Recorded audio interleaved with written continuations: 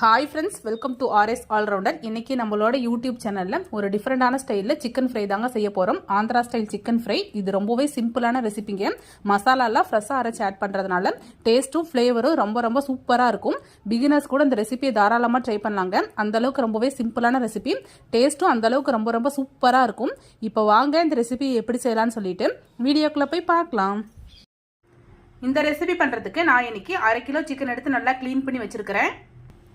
இப்போ இது கூடவே 1/2 டீஸ்பூன் உப்பு ஆட் பண்ணிக்கிறேன், 1/2 டீஸ்பூன் மஞ்சத்தூள் ஆட் பண்ணிக்கிறேன், 2 டீஸ்பூன் தனி மிளகாய் தூள் ஆட் பண்ணிக்கிறேன், 1/2 டீஸ்பூன் சிக்கன் மசாலா ஆட் பண்ணிக்கிறேன். இது எல்லாத்தையும் நல்லா மிக்ஸ் பண்ணிடுறோம்.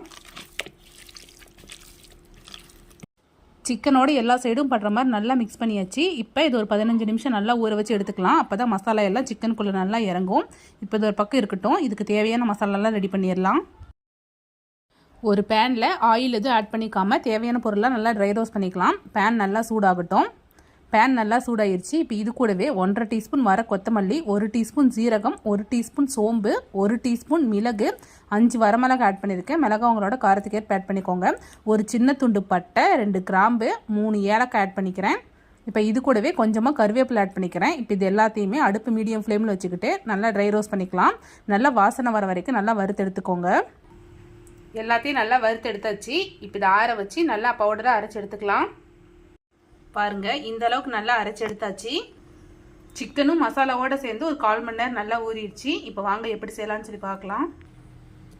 ஒரு பேனில் 3 டீஸ்பூன் ஆயில் ஆட் பண்ணியிருக்கேன். எண்ணெய் நல்லா சூடாகட்டும். எண்ணெய் நல்லா சூடாகிடுச்சு. இப்போ இது கூடவே 4 வெங்காயத்தை பொடி பொடியாக கட் பண்ணியிருக்கேன், 2 பச்சை மிளகாய், 1 பீஸ் கருவேப்பிலை ஆட் பண்ணிக்கிறேன். வெங்காயம் மதங்கத்தாக கொஞ்சமாக உப்பு ஆட் பண்ணிக்கிறேன். வெங்காயத்தை நல்லா கோல்டன் ப்ரௌனாக வதக்கி எடுத்துக்கலாம். அடுப்பு மீடியம் ஃப்ளேம் வச்சுக்கிட்டு வெங்காயத்தை நல்லா வதக்கி எடுத்துக்கோங்க.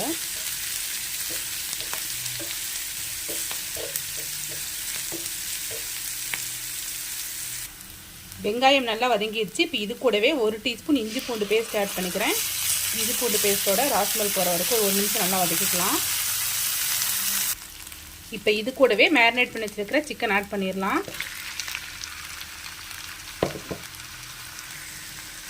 நல்லா மிக்ஸ் பண்ணி விட்டுலாம்.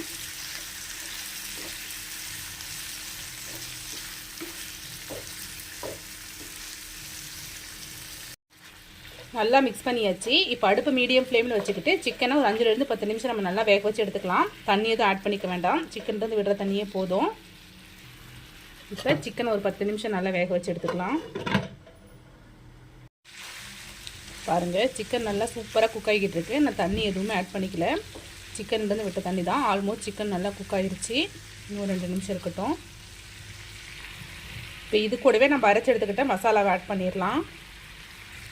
கொஞ்சமாக உப்பு ஆட் பண்ணிக்கலாம். மேரினேட் பண்ணும்போது கொஞ்சம் உப்பு போட்டோம், அப்புறம் வெங்காயம் வதங்கும்போது கொஞ்சம் உப்பு போட்டிருக்கோம். ஸோ பார்த்துக்கிட்டு அதுக்கு தகுந்த மாதிரி ஆட் பண்ணிக்கோங்க. இப்போ அடுப்பு மீடியம் ஃப்ளேமில் வச்சுக்கிட்டு நல்லா மிக்ஸ் பண்ணிடலாம். மசாலா சிக்கனோட எல்லா சைடும் படுற மாதிரி நல்லா மிக்ஸ் பண்ணி விட்டுருங்க. பாருங்கள், நல்லா மிக்ஸ் பண்ணியாச்சு. செக் பண்ணி பார்த்துட்டு உப்பு காரம் எல்லாம் உங்களுக்கு தகுந்த மாதிரி ஆட் பண்ணிக்கோங்க. சப்போஸ் உங்களுக்கு காரம் பத்தலை அப்படின்னா தனி மிளகாய் தூள் ஆட் பண்ணிக்கோங்க. இப்போ மசாலாவோடு சேர்ந்து அடுப்பு மீடியம் ஃப்ளேமில் வச்சுக்கிட்டு சிக்கன் ஒரு 5 நிமிஷம் நல்லா வதங்கட்டும்.